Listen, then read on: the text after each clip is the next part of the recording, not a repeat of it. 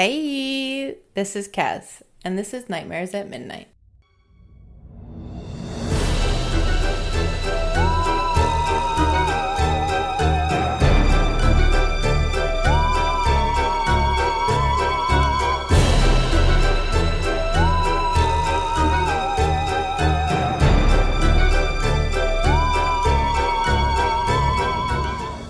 Hey everybody, and welcome to episode 3. This one will be about Slaughterhouse Canyon in Arizona.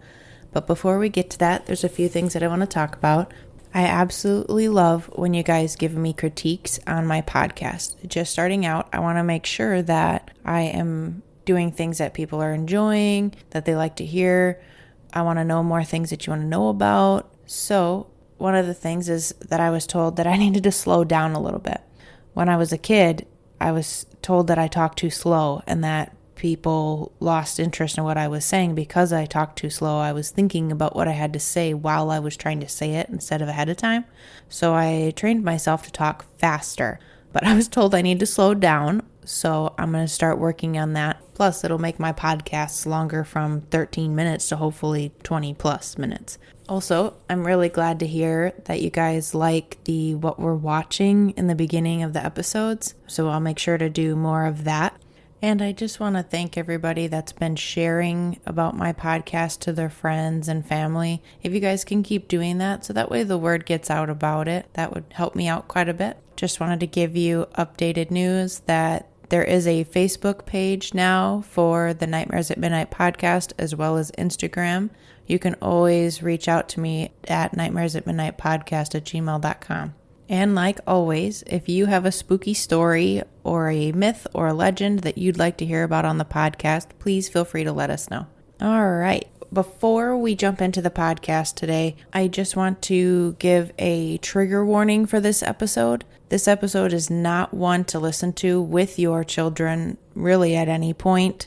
We're going to talk about what I'm watching, and it's a pretty vulgar show, so not one for kids. And the episode includes murder of children. Please listen at your discretion with your children. So this week's what I am watching is my husband and I have been watching the Little Demon TV series on Hulu. And I don't know if you guys have seen the trailers for it or watched it yourselves. It's got Aubrey Plaza, Lucy DeVito. The main character is Danny DeVito.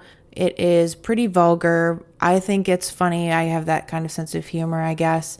But it's pretty dark about a woman who got pregnant by the devil and now has the Antichrist for her daughter. It's funny. The artwork is funny. I think it's a good time. I haven't been able to watch this one yet, but I just saw that it's being released as the new Super Mario Bros. Movie. Its release date is April 7th, 2023. And it's got Chris Pratt in it, Anya Taylor-Joy as main characters. I'm not a super huge fan of Anya Taylor-Joy, but I'm a sucker for any Chris Pratt movie. Plus, Jack Black's in it as Bowser, so you pretty much sold me at that point. So anyways, that's what I'm watching and what I want to watch. Let's get into Slaughterhouse Canyon in Arizona. I'm going to give you a little bit of history about the area that we're talking about. So Slaughterhouse Canyon, or Luena's, I think I'm saying that correctly, Luena's Canyon, is located in Arizona next to Kingman. The area was home to many Native American tribes for centuries, and in the mid to late 1800s, Lieutenant Edward Fitzgerald Beale and his experimental camel corps trudged across the present site of Kingman, Arizona, surveying a wagon road along the 35th parallel. Before long, there was a steady stream of travelers who often encountered hostile Native Americans in the area. The travelers needed protection, so Fort Mojave was established on the Colorado River to protect the area. The soldiers started scouting the hills during their off-duty time and found gold and silver, and mining camps soon sprang up. So, of course, this brought in a bunch of people for gold mining, which is where the story from Slaughterhouse Canyon starts. Apparently, a husband and wife and kids wanted to jump on the gold mining bandwagon, and thought that in order to protect themselves from the sun of the deserts, they decided to be in the canyon, which Slaughterhouse Canyon is kind of like a valley, so the shade from there would protect them from the elements a little bit more. And they built a shack in the bottom. The husband would often ride off to post to be able to get food for his wife and several kids. At first, he'd only be gone for a few days. Then it started turning into a week or a few weeks to where he would be riding to post, or he would search for food or even mine gold to ensure that the family could eat and get clothed. The miner thought that staying around the place was a good idea for some reason. He hoped he could tend to the family and provide his wife, Larona, and the kids with the kind of life that he thought they deserved. Things weren't great, but he was determined to make ends meet. While away, the family was waiting for his return anxiously. Then, one day, he left as usual after telling his family goodbye with hugs and kisses, and he never appeared again. Larona became worried. Their food stock was reduced until it finally ran out. This led Larona and their kids to become hungry and weak and pale due to the lack of food. The children started pleading for their mother to get them food, but she did not answer them. Larona became helpless and crazy from the starvation that she and the kids were experiencing. The kids went outside to scream for their father to come back and bring food and take care of them, and the sounds of them yelling for him eventually made Larona snap. And the sad part of it is she couldn't bear to hear her children's painful screams any longer.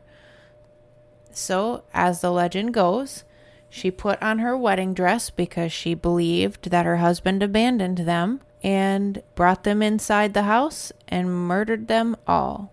According to legend, she killed them with one of her kitchen knives and cut them into pieces and brought them down to the river that was flowing through the canyon and put their pieces into the water. The shack that they lived in was completely covered in blood because of what she had done, as well as her wedding dress. She then dropped to her knees and screeched loudly for what she had just done to her kids. The next day, she herself died from starvation near the river. Nowadays, there's reports that you can still hear the children crying for their father, and if you're brave enough to venture into the canyon, you can hear the wails and sobs of the heartbroken and psychotic mother. So the name changed from Larona's Canyon to Slaughterhouse Canyon because of the tiny shack that she had painted with the blood of her children. The shack itself is no longer there, but there is a metal rock structure that is there. And if you're going to make the trip to visit, you should probably stop at the Gold King Mansion that's abandoned now. The mansion was built right around the 1920s. Mojave County was formed in 1864, and right around the same time, gold was discovered in Arizona's mountains, located southeast of Kingman, where the Gold King mine opened in 1929, and the mansion sits right in it. So for you history buffs out there, the mine opened in 1929, the same year as the stock market crash that led to the Great Depression. This led to a halt in the mining, and a few attempts to get it started back up failed, causing the mine to simply sit for long periods of time. By 1957, the Arizona Department of Mineral Resources said that the mine was idle, and it was officially abandoned. Circling back to Slaughterhouse Canyon, there are occurrences of driving through at night or attempting to camp out in the canyon and not only hearing the wails and screams, but seeing Larona in her white dress. And I don't know about you, but if I see a woman in a white dress in the middle of the desert, I'm probably not going to stick around very long. That sounds super scary to me. No, thank you. In response to the sightings, here's a tale I created about Larona.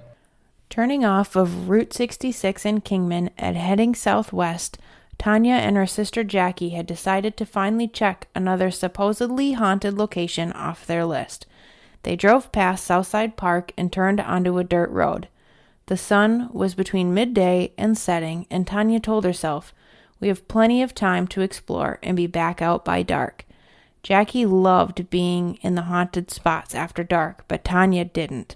She had come too close one too many times with ghosts, and she wasn't about to again with some crazed woman who murdered her kids. The dirt road thinned out and became very rough to drive at a quick pace. Tanya slowed and turned the last bend before they could see it. The rock metal structure that stood all alone in the middle of nowhere. Jackie turned and looked at Tanya, excited. They got closer and decided to walk up to it rather than drive. So they parked the truck and got out. Tanya tossed the keys to Jackie as she was the only one with pockets. They walked towards the structure and took some pictures. The local teens clearly partied here as there was spray paint tagging all over. "Sad to not have any respect," said Jackie. Together they decided to go further into the valley, but agreed they had to return to the truck by 6 p.m. As they wandered, Tanya started to feel uneasy. They were all alone, hadn't talked to anyone in town about heading out there. When they reached the dried-up riverbed, Jackie asked her if she felt like she was being watched too. When Tanya agreed, they decided to go only a little further before heading back to the truck. A cold breeze was blowing through the canyon, creeping up Tanya's spine. It was time to go before it got too dark. Tanya pulled out her phone to check the time and noticed there was no signal. Why was it that all of these spooky locations never had any signal, she wondered. She looked up just in time to stop herself from running into the back of Jackie. Jackie was standing perfectly still, frozen. Tanya looked up to see what she was looking at and saw it too. A woman, maybe 100 yards ahead of them, walking away from them in a long dress. Jackie grabbed Tanya's hand and whispered, "Do you see this too?" "Yes," Tanya whispered back. As if the woman heard them whispering, she turned around abruptly and started coming towards them very slowly. The women could see it then, the veil she was wearing. It was clearly Larona, the woman who the legend told of that had murdered her children, awaiting her husband's return. It was time to go now, Tanya thought. Both Jackie and Tanya started to back up, not sure whether to run or what to do. They took about 4 steps backwards and Jackie fell back. She had tripped over something. Looking down, they both saw what she had tripped over. A large, long, rusty kitchen knife. Jackie started screaming as Tanya tried to get her back on her feet. Jackie stumbled and they started to run quickly back towards the truck. "We're almost there," Tanya yelled. That's when they heard it. The long, deep wails. Both of them tried to run faster towards the truck. The screams got louder, so loud that Tanya covered her ears. "Quickly, the keys," she shouted to Jackie. Jackie was already digging in her pockets for them. "I can't find them. They must have dropped out when I fell. I have to go back and get them." "But you can't," Tanya yelled. "Larona is coming." Jackie turned back to see if Larona was there. Nothing. No one. But she could still hear the wailing. "You stay here by the truck. I will run back," said Tanya. Tanya turned towards the canyon. She could feel the hairs on the back of her neck standing up. She knew the only way back to town and safety was for her to go get the keys. She took off back towards where Jackie fell. As she was running, she saw a glint of silver as the setting sun reflected on them. There they are, she thought. As she knelt down to pick up the keys, she noticed something. The knife was no longer there. This made her heart race. Panic had fully set in. All Tanya could hear was her own pulse. Then she heard a blood-curdling scream from behind her in the direction of the truck and Jackie. Quickly, she stood up and rushed towards where the truck was. The sun had set enough now that she couldn't fully see Jackie by the truck anymore. Then she heard the scream again. This time she recognized the voice. It was Jackie, calling for her. "Tanya, help me." As Tanya got closer, she could see that Jackie was sitting against the truck, on the ground. "Tanya, is it you?" Jackie said in a panicked, airy breath. Tanya reached out and saw that Jackie was bleeding, a lot, from her head, arm, and chest. "Help me get in the truck before she comes back," Jackie said. Tanya unlocked the truck and helped Jackie lay in the back seat. As she got in the truck herself and started it, thankfully it started, she turned on the headlights and saw her, Larona, standing in front of the truck, her long, skinny face in a permanent scream. Her bony arms reached out as if to grab Tanya through the windshield. Not today, thought Tanya, as she shifted the truck into reverse. She ripped the truck around and sped back the way they came. That's when she heard the wails of the children, begging for help. Help us. Come back. Don't leave us. Tanya shivered and peeked back at Jackie, whose blood was all over the back seat. We are almost there, she said to her. They sped into the Kingman Hospital parking lot, and Tanya got out to help Jackie in. The screams were gone, but so was the blood, the gashes, everything. As Jackie stood up out of the truck, she looked down at herself. Wait, what happened? Did that really happen? Tanya stared in disbelief. What in the world? Jackie turned and looked in the back seat to see all of her blood that was just there. Nothing. Nothing but the knife. I hope you enjoyed listening to that tale just as much as I enjoyed writing it. And now, back to the history. The legend of Slaughterhouse Canyon bears striking similarities to other urban legends and ghost stories, such as the Woman in White and the tragic Mexican legend of La Larona or the Weeping Woman. While it's true the stories are similar, make no mistake, they are completely separate legends. What seems to be a common thread in all of the different stories is that the woman murders her children, but it's the reason behind the vicious murders that varies from story to story. In La Larona, the most frequent story is that the mother kills her children after she finds that her husband has cheated on her. However, every account of the legend of the ghosts of Slaughterhouse Canyon alleges that the husband was not only a caring and loving partner, but a devoted father as well. Locals will tell you that it was popular when they were in high school age to load up a car with their peers and park down in the canyon by the remains of the old slaughterhouse shack. They would roll their windows down and sit in silence as they waited for Larona. Inevitably, they would hear strange sounds that would prompt them to vacate.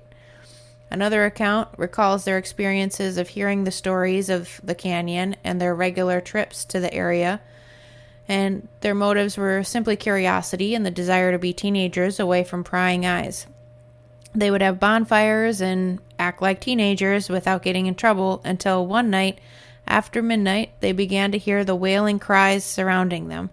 A quick search of the area revealed nothing but frightened them enough to leave the canyon entirely. Others, still primarily ghost hunters in search of the ghosts of Slaughterhouse Canyon, report that while driving down the road that leads into the canyon, they would witness a mysterious woman wearing a wedding dress and dark veil while walking down the side of the road. Upon turning back to find her again, she had mysteriously disappeared. While I was reading that, this is the part that got super creepy for me. I fully believe in spirits and ghosts. I've had a few experiences myself. But if I'm driving down a dark road and I see somebody alongside of it and then I turn around and that person's gone, that's a no-go for me. I'm definitely out of there quick.